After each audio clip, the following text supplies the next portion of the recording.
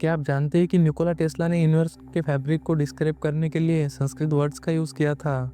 या फिर Werner Heisenberg को क्वांटम मैकेनिक्स तभी समझ आई जब उन्होंने एक हिंदू सेज से बात की? हमें बताया जाता है कि साइंस और स्पिरिचुअलिटी अपोजिट है, लेकिन आज हम उन सीक्रेट फाइल्स को ओपन कर रहे हैं जब हिस्ट्री के ग्रेटेस्ट साइंटिस्ट ने इसकी तरफ देखा, उन आंसर्स के लिए जो फिजिक्स उन्हें नहीं दे पा रहा था।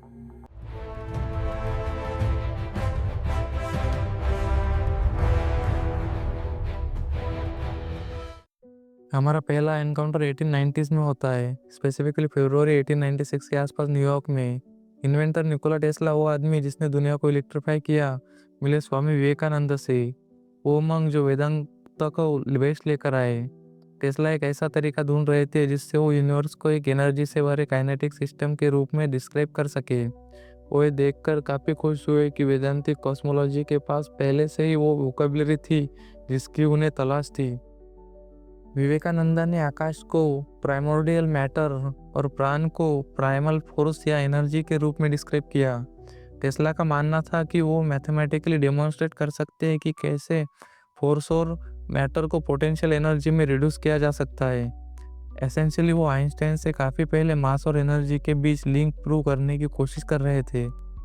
हालांकि टेस्ला उस वक्त उस स्पेसिफिक इक्वेशन को सॉल्व करने में फेल हो गए, लेकिन इस डायलॉग ने उन पर गहरा असर छोड़ा।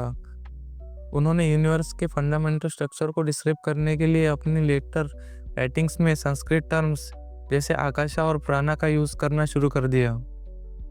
अब आगे बढ़ते सीधा 1929 में। फिजिक्स की दुनिया क्राइसिस में थी। वर्नर हाइजेनबर्ग ने अपने अनसर्टेनिटी प्रिंसिपल से साइंस को हिलाकर रख दिया था, ये सजेस्ट करते हुए कि एटॉमिक लेवल पर रियलिटी अनप्रिडिक्टेबल और इंटरकनेक्टेड है। इस अब्सर्डिटी ने यूरोपियन साइंस के रिजिड और रैशनल माइंड्स को परेशान कर दिया था। कलकत्ता में एक लेक्चर टूर के दौरान हाइजेनबर्ग नोबेल लॉरिएट और फिलोसोफर रविंद्रनाथ टैगोर के साथ रुके। उन्होंने रियलिटी के नेचर पर डिस्कस करते हुए घंटों बिताए। टैगोर ने हाइजेनबर्ग को रिलेटिविटी, इंटरकनेक्टेडनेस और इम्पर्मनेंस के एक इंडियन कॉन्सेप्ट से इंट्रोड्यूस करवाया।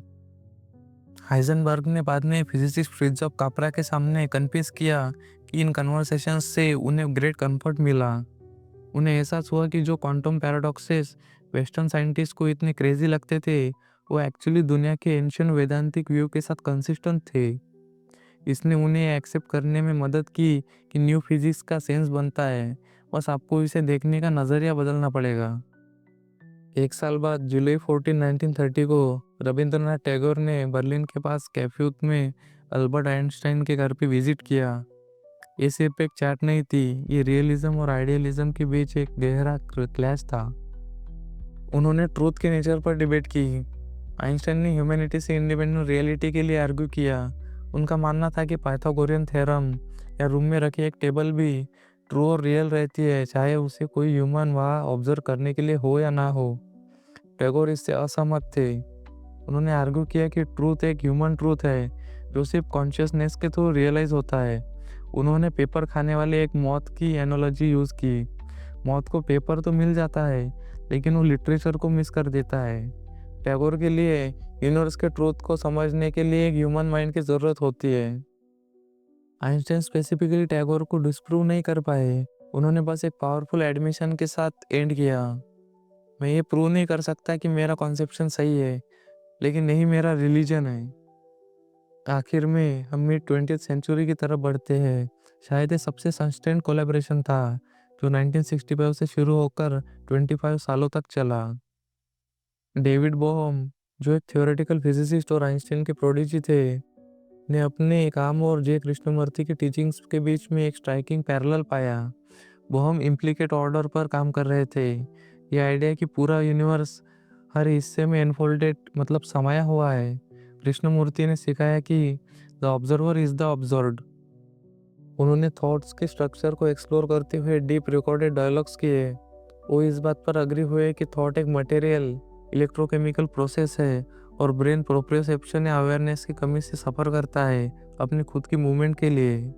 उनका काम जो द एंडिंग ऑफ टाइम जैसे बुक्स में पब्लिश हुआ, आज भी एक बेंचमार्क है कि कैसे फिजिक्स और साइकोलॉजी कॉन्शियसनेस के कॉमन ग्राउंड को एक्सप्लोर कर सकते हैं।